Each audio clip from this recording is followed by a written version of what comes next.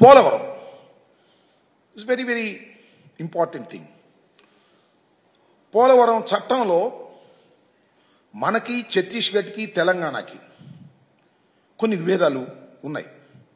ఛత్తీస్గఢ్కి అదేవిధంగా ఒరిస్సాకి ఉన్నటువంటి వివాదాలను ఆల్మోస్ట్ ఆల్ పరిష్కార దశకు వచ్చేసాయి.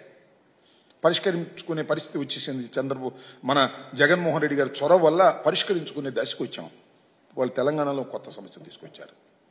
7 గ్రామాలని మనం కలిపేటువంటి విధానం చట్టంలో ఉంది. ఇవాళ చంద్రబాబు నాయుడు గారు, రేవంత్ రెడ్డి గారు, నేను లేకపోతే మోడీ గారు నిర్ణయించింది కాదు. అది విభజన చట్టంలో 7 మండలాలు తీసుకెళ్లి ఆంధ్రప్రదేశ్లో కలిపితే తప్ప పోలవరం నిర్మాణం సక్రమంగా సాగదు. ఇది ముంపుకు గురయ్యేటువంటి ప్రాంతాలు. అవి ఒక ప్రాంతంలో ఉంటే ఘర్షణలు వస్తాయి లేదా విభేదాలు వస్తాయని కలిపేశారు. వాడిని అడుగుతున్నారంట వాళ్ళు. ఇది అడగటం తప్పో రైటో చెప్పాలి కదా. అంటే మీరు ఏమనుకుంటున్నారు? పోలవరాన్ని కట్టకూడదని అనుకుంటున్నారు అనేటువంటి భావన కలుగుతా ఉంది. ఎందుకంటే ఒకటి, వాళ్ళు అడుగుతున్నారు, మేము ఇస్తాం అనేటువంటి మాట వాళ్ళు మాట్లాడుతున్నారు. చాలా ద్రోహం అని చెప్పి ఈ సందర్భంగా నేను మనవి చేస్తున్నా.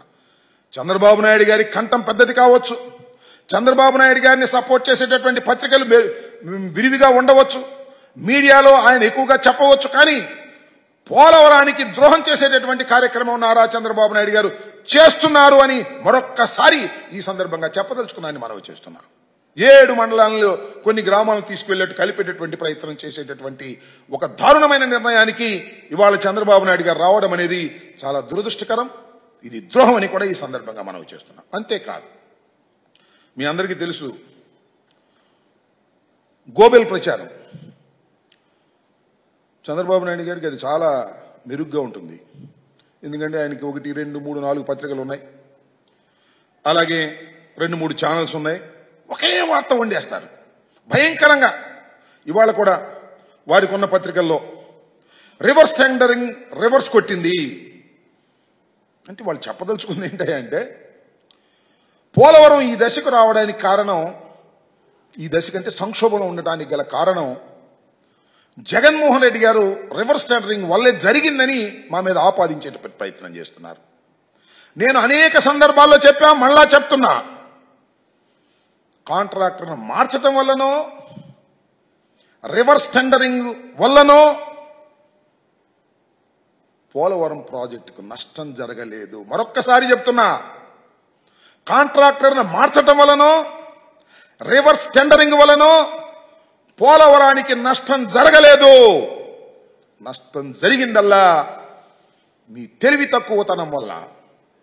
నది డైవర్షన్ పూర్తి కాకుండా, డైవర్షన్ చేయకోకుండా డయాఫ్రమ్ వాల్ వేసి కాఫర్ డ్యాముల నిర్మాణం ప్రారంభించడం వల్ల మాత్రమే ఇవాళ ఇది జరిగిందనేది ఘంటాపదంగా చెప్పగలనని కూడా మనవి చేస్తున్నా.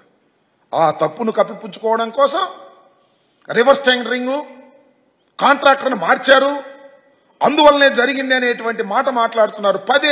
పదే మాట్లాడటంతో ఏమో అనేటువంటి భావన ప్రజల్లో కలిగే విధంగా నేను ఇంతకు ముందు అనేక సందర్భాల్లో ఎక్స్ప్లెయిన్ చేశా, డయాగ్రామ్ వేసి కూడా ఎక్స్ప్లెయిన్ చేశా. నేను మనవి చేస్తున్నా, దీనివల్ల కాదు, చంద్రబాబు నాయుడు గారు 2019లో త్వరితగతిన పూర్తి చేసి ఎన్నికలకు వెళ్లాలి అనేటువంటి తాపత్రయంతో ప్రోటోకాల్ లేకోకుండా, నది డైవర్షన్ పూర్తి కాకోకుండా నది మధ్యలో కాఫర్ డ్యాములు వేసేటటువంటి ప్రయత్నం చేయటం వల్ల మాత్రమే ఈ తీవ్రమైనటువంటి నష్టం జరిగింది. ఇవాళ నష్టం జరగడానికి ప్రధానమైన కారణం చంద్రబాబు నాయుడు గారు, వారి ప్రభుత్వం 5 సంవత్సరాలు చేసినటువంటి విధానం అని కూడా ఈ సందర్భంగా నేను చెప్పదలుచుకున్నాను. పోలవరం మీద చంద్రబాబు నాయుడు గారికి చిత్తశుద్ధి లేనే లేదు.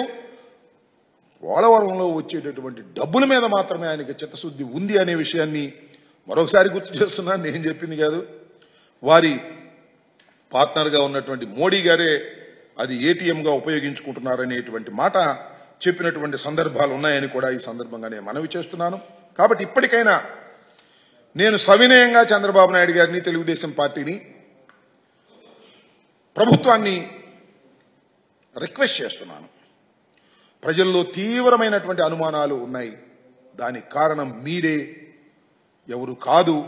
మీరే ఒక లెటర్ రాసి ఆహ్వానింపజేసుకొని మీరే వెళ్ళడం, మీరే మాట్లాడడం, మీరు మాట్లాడిన తర్వాత ఏమో వారు మాట్లాడక ముందే చాలా లీకులు ఇవ్వడం, ఇందాక నేను చెప్పినటువంటి అనేక అనుమానాలు తెలుగు రాష్ట్ర ప్రజల్లో, ముఖ్యంగా ఆంధ్రప్రదేశ్లో ప్రజల్లో తీవ్రమైన నష్టాన్ని చేసేటటువంటి డిమాండ్స్ వారు పెట్టారని, మీరు కొన్ని డిమాండ్స్ను అంగీకరించారనేటువంటి మాటలు పత్రికల్లో వస్తున్నాయి.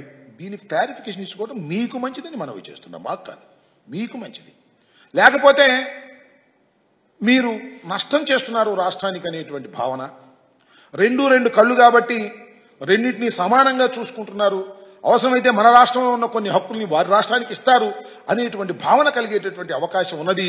కాబట్టి సత్వరమే మీరు సమాధానం చెప్పండి. మీరు సమాధానం చెప్పకపోతే ఎవరు అనుకోవాల్సింది వాడు అనుకుంటారు. తీవ్రంగా మీకే నష్టం ఈ ప్రభుత్వానికి జరుగుతుంది, రాష్ట్రానికి జరుగుతుందని కూడా ఈ సందర్భంగా నేను చెప్పదలుచుకున్నాను. కమిటీ వేశారు.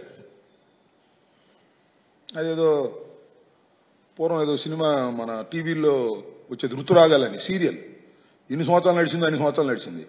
ఈ కమిటీలు కూడా అన్ని సంవత్సరాలు నడుస్తుంది. నేను ఒక మాట చెప్తా, ఆల్రెడీ జగన్మోహన్ రెడ్డి గారు మాట్లాడటం, కేంద్రంతో సిఎస్లతో మీటింగ్ వేయటం, బేడీతో ఒక కమిటీని వేయటం, కొంతవరకు ముందుకు వెళ్ళినాయి. మళ్ళీ వెనకొచ్చారు.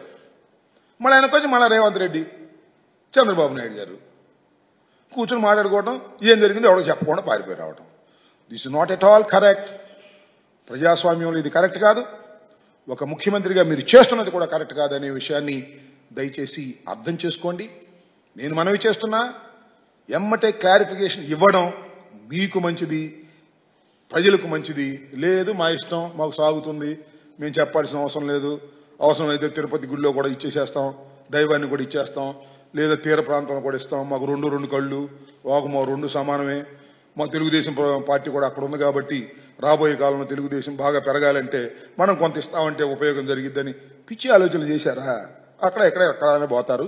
అది ఆలోచించుకోమని ఈ సందర్భంగా నేను చెప్పదలుచుకున్నాను.